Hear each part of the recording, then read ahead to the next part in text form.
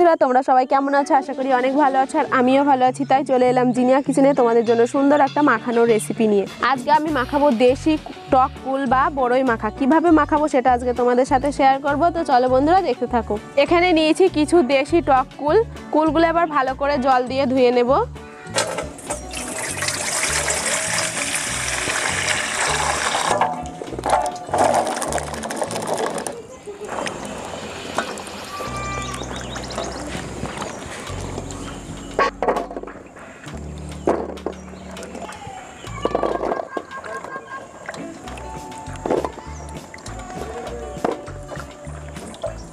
কুলগুলো ভালো করে ধুয়ে নিয়েছি। এবার ধনেপাতা কাঁচা লঙ্কা ভালো করে ধুয়ে নেব।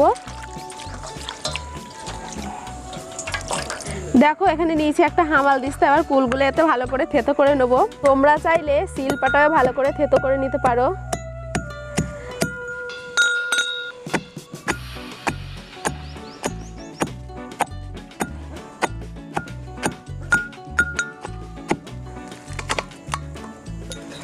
দেখো কুলটা ভালো করে থেতো করে নিয়েছি। এবার দেখো এখানে নিয়েছি কাঁচা লঙ্কা আর ধনেপাতা ভালো করে থেতো করে নেব।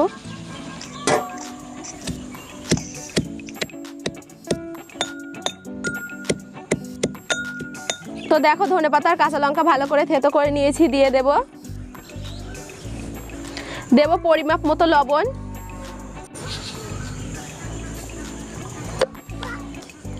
আর দেবো একটু শুকনো লঙ্কা গুঁড়ো। এবার ভালো করে মাখিয়ে নেব। তোমরা বাড়িতে এমন করে মাখিয়ে দেখবে বন্ধুরা, খেতে খুব ভালো লাগে।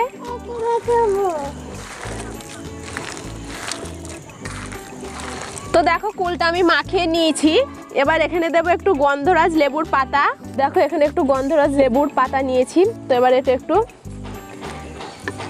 মাখিয়ে নেব কুলের সাথে। তোমরা এমন করে মাখাবে দেখবে বন্ধুরা, খেতে খুব ভালো লাগে। তোমরা বাড়িতে এইভাবে মাখিয়ে দেখবে বন্ধুরা, খেতে খুব ভালো লাগে। আর আমার এই ভিডিও তোমাদের কাছে যদি ভালো লাগে অবশ্যই লাইক, কমেন্ট, শেয়ার এবং চ্যানেলটি সাবস্ক্রাইব করে দেবে।